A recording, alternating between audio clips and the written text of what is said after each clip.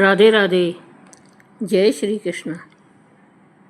जय श्री हरि विष्णु। दोस्तों, भगवान विष्णु का नाम नारायण कैसे पड़ा और सभी देवताओं की उत्पत्ति कैसे हुई, और इसमें भी इस मानव की प्रारंभिक रचना कैसे हुई, इन सभी इच्छाओं को जानने के लिए हम एक कथा की ओर चलते हैं।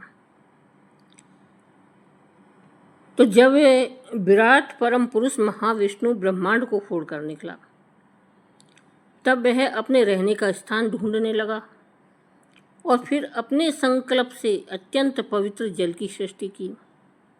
विराट पुरुष नर से उत्पन्न होने के कारण जल का नाम नार पड़ा। वह पुरुष नार में 1000 वर्षों तक रहा, इसी से उसका नाम नारायण पड़ा। उन नारायण की कृपा से ही द्रव्य, कर्म, काल, स्वभाव, जीव आदि की सत्ता है। उनके द्वारा उपेक्षित होने पर किसी का अस्तित्व नहीं रहता। उन नारायण ने योग निद्रा से जाकर अनेक होने की इच्छा की। भगवान ने सोचा मैं अकेला हूँ, तो अब अकेले से अनेक होने चाहिए, इस प्रकार की इच्छा की। तब अपनी माया से अपने सुवर्ण में वीर को 3 भागों में विभक्त किया: अधिदेव, आध्यात्म और अधिभौतिक। परीक्षित, विराट पुरुष का एक ही वीर 3 भागों में कैसे विभक्त हुआ, सो सुनो। सांसारिक मनुष्यों को भगवान के विषय में ज्ञान कराने के लिए शरीर तथा ब्रह्मांडों के कार्यों को मूलभूत रूप से समझना पड़ता है। मनुष्य को मोटर अथवा डायनामिक यांत्रिक रचना से विस्मित नहीं होना चाहिए, अपितु उसे चाहिए कि वह उस इंजीनियर को सराहे जिसने ऐसी अद्भुत मशीन बनाई। अल्पज्ञानी मनुष्य शरीर की रचना और भौतिक ब्रह्मांडों के नियमों का अध्ययन करके अचंभित होते हैं, पर भक्त उस मनुष्य शरीर के रचयिता और ब्रह्मांड के नियमों को बनाने वाले की ओर दृष्टि रखकर भक्ति से भर जाते हैं। गीता में कृष्ण जी कहते हैं कि प्रकृति मेरी अध्यक्षता में संपूर्ण चराचर जगत की रचना करती है, और 9 प्रण के साथ में प्रकृति को अपनी शक्ति बताते हैं। विराट पुरुष के हिलने डुलने पर इंद्रिय बल, मनोबल और शरीर बल उत्पन्न हुआ। उनसे इन सब का राज प्राण उत्पन्न हुआ। जैसे सेवक अपने राजा का अनुसरण करते हैं, ऐसे ही शरीर में प्राण के प्रबल होने पर सारी इंद्रियां प्रबल हो रहती है, और प्राण के सुस्त होने पर इंद्रियां भी सुस्त पड़ जाती है। प्राण के द्वारा विचलित किए जाने पर विराट पुरुष को भूख या प्यास का अनुभव हुआ। तब उस विराट पुरुष के शरीर में मुख प्रकट हुआ। मुख से तालु और तालु से रसेंद्रियां प्रकट हुई। इसके पश्चात विभिन्न स्वादों की उत्पत्ति हुई, जिससे उसका स्वाद ले सके जीव प्रकट हुई। जब उनकी इच्छा बोलने की हुई, तब वाक इंद्रिय और उसके अधिष्ठाता देवता अग्नि और उनका विषय वाणी उत्पन्न हुए।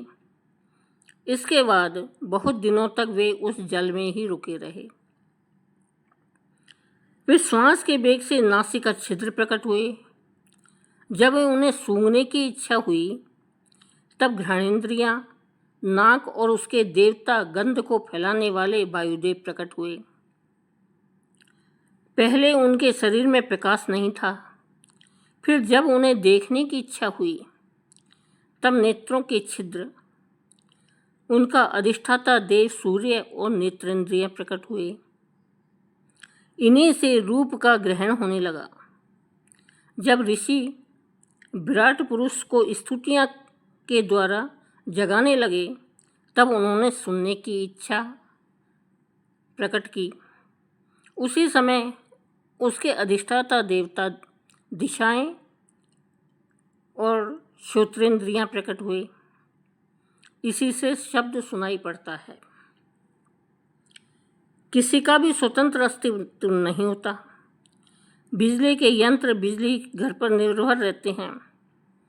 बिजली घर बिजली उत्पादन के लिए जलाशय पर, जलाशय बादलों पर, बादल सूर्य पर, सूर्य सृष्टि पर, और यह सृष्टि भगवान की गति पर निर्भर करती है। इस प्रकार भगवान समस्त कारणों के कारण स्वरूप हैं। इंद्रियों का विकास उसके अधिष्ठाता देवता के नियंत्रण में करना होता है। जो इस विधान का उल्लंघन करता है उसे निम्न जीवन में उतार दिया जाता है, जिससे वह उस विकसित इंद्रिय रस का आस्वादन भली भांति कर सके। उदाहरण के लिए जीभ खाने के लिए है और मनुष्य, पशु, पक्षी अपनी अपनी स्वतंत्रता के कारण अलग अलग स्वाद रखते हैं। जब विशिष्ट मनुष्य विभिन्न गुणों के अनुसार कोई स्वाद विकसित कर लेता है तो अधिष्ठाता देवता उसे विशिष्ट प्रकार का शरीर प्रदान करता है।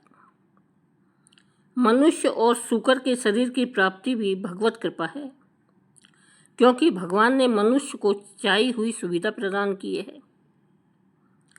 जब उन्होंने वस्तुओं में कोमलता, कठोरता, भारीपन, हल्कापन, उष्णता और शीतलता आदि जानी चाहिए, तब उनके शरीर में चर्म प्रकट हुआ।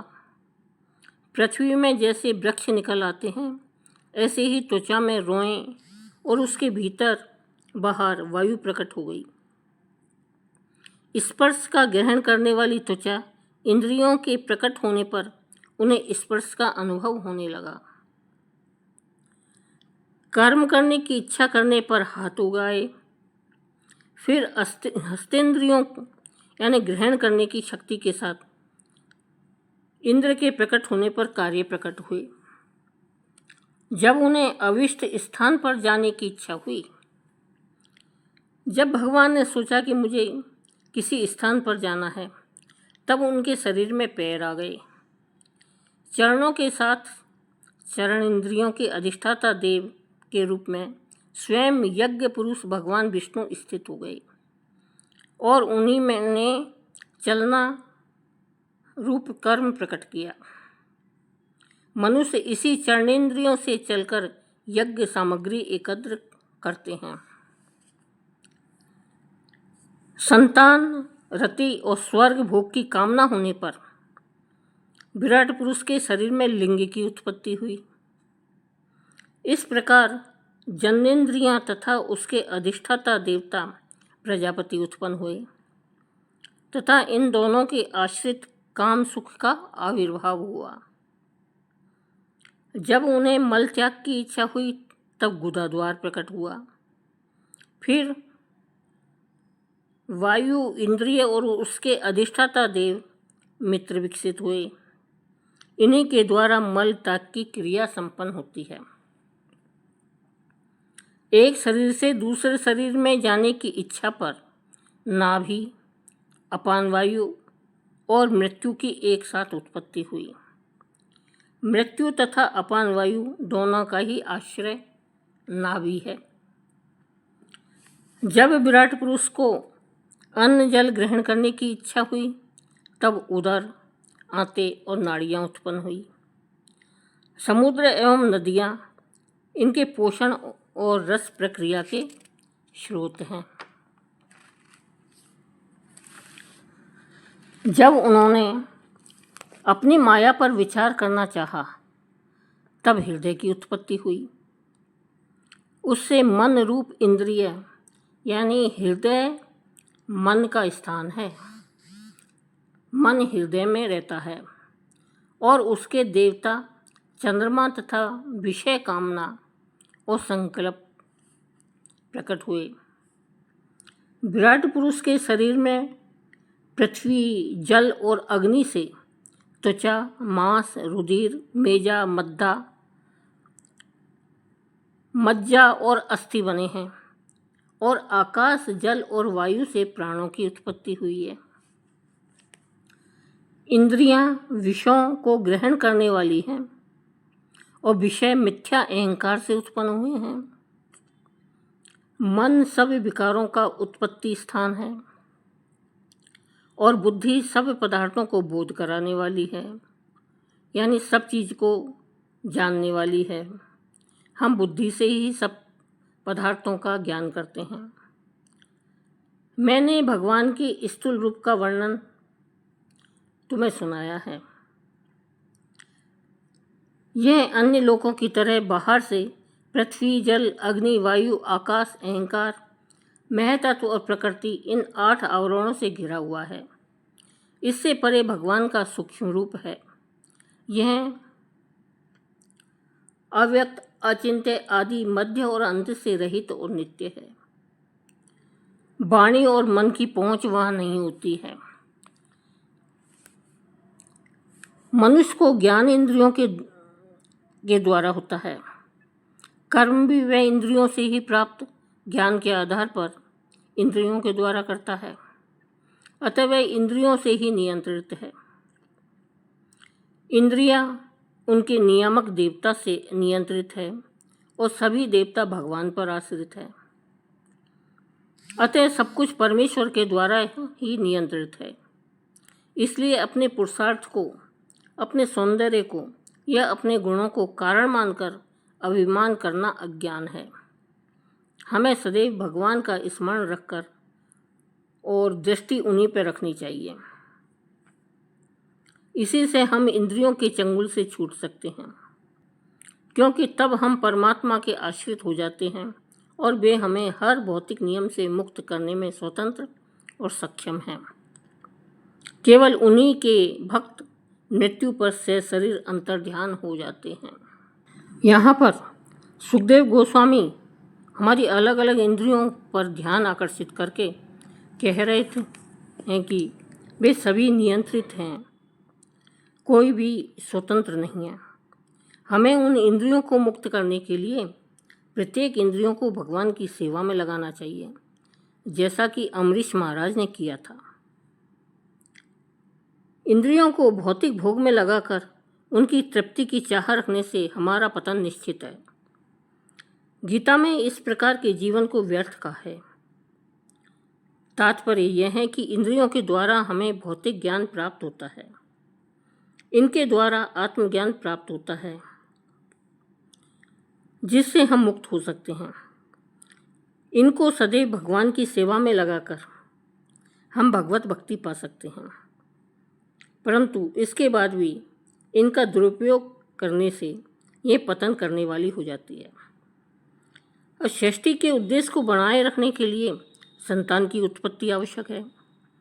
जैसा कि पहले भी कहा जा चुका है कि यह संसार बद्ध जीवों को अवसर देता है कि वे शाश्वत आनंद प्राप्त कर सके, भगवत धाम जाकर चिर यौवन अवस्था प्राप्त कर सके। यद्यपि संभोग से एक अद्भुत काम सुख की प्रतीति होती है और मनुष्य उसी सुख को प्राप्त करने के लिए अनेकों बुरे कर्म करता है। यह सुख भी नियामक देवता से नियंत्रित होता है। मनुष्य को चाहिए कि वह काम वासना को त्याग कर मात्र संतान उत्पत्ति के लिए संभोग करे, जिससे आने वाली संतान इस संसार का सदुपयोग कर भगवत धाम वापस जा सके और माता पिता उसका दिशा निर्देश कर पाएं। संभोग का यह उद्देश्य ही शास्त्र विहित है और यही आने वाले शिशु का पहला संस्कार गर्भाधान संस्कार कहलाता है। प्राणवायु जीवनदाता है और अपान वायु प्राण को रुद्ध करता है। यह दोनों नाभि से उत्पन्न होते हैं। नाभि एक शरीर को दूसरे शरीर से जोड़ने वाली गांठ है। जब शिशु माता के शरीर से अलग होता है तो नाभि ग्रंथि को काटकर उसे अलग किया जाता है। ब्रह्मा जी भी गर्भोदक विष्णु की नाभि से ही उत्पन्न हुए थे। परमात्मा जीव के हृदय में निवास करता है, यानी भगवान का निवास स्थान हृदय है और परमात्मा की उपस्थिति से ही जीव को अपने पुराने कर्मों के अनुसार कार्य करने की शक्ति प्राप्त होती है और मन के द्वारा वह अपने कार्य के प्रति सचेत रहता है। इस प्रकार भगवान ने सभी देवताओं की सृष्टि की व मनुष्य की प्रारंभिक रचना की। यह शरीर भगवान का दिया हुआ है, इसलिए मनुष्य को नाम जप करके भगवान में ध्यान लगाकर और भगवत धाम प्राप्त करना चाहिए। दोस्तों, कथा पसंद आई हो तो लाइक करें, चैनल को सब्सक्राइब करें। धन्यवाद।